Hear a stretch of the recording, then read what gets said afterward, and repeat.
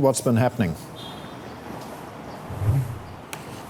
Well, Paul, just to set the scene here, I'm in Admiralty, where it is no longer unusual to see anti-government and anti-police graffiti and posters just lining the streets and walls surrounding the Legislative Council building. And strewn amongst the rubbish, you see manuals for respirators. You can see other graffiti and posters. And here I also have in my hands a list of the 5 key demands for protesters, which have not changed in the 2 months since the clashes began on June 9th. And since then, the tension has only increased, even in the face of the government warning on Monday that these protests will bring the city to ruin. And Chief Executive Carrie Lam's emphasis on law and order without making concessions to protesters' demands, that is not being well received. Now, unlike in the past, Monday's clashes between demonstrators and police, they began early in the day with tear gas being used to dispel crowds here as well as at other rallying points around the city, including residential neighborhoods, which brings those protests even closer to home for local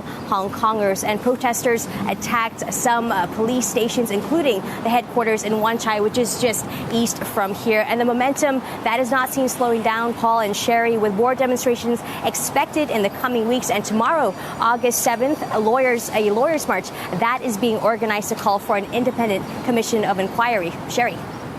So, Sophie, what's the end game here for protesters? What are we expecting to break the impasse here with Beijing? The end game here is not entirely clear because you had Carrie Lam and the Hong Kong government doubling down around maintaining law and order, putting the onus more on the police ostensibly in ensuring that there is some stability brought back to the streets. But we're just seeing that fire and emotion building with protesters, given their frustration around those demands not being met. And we've seen a clear evolution of the demonstration from when it was first focused on the extradition bill and the withdrawal thereof.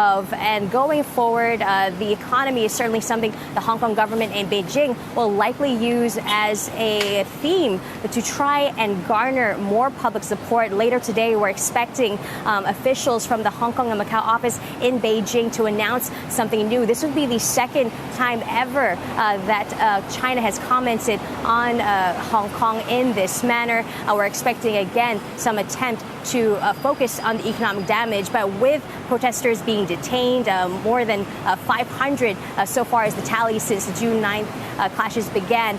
It's unlikely that we're going to see protesters back down while their demands have yet to be heard. But, just taking a look at what's going on around me, it has to be said that this is becoming the norm. You have morning traffic continuing even after a night of clashes here in Hong Kong.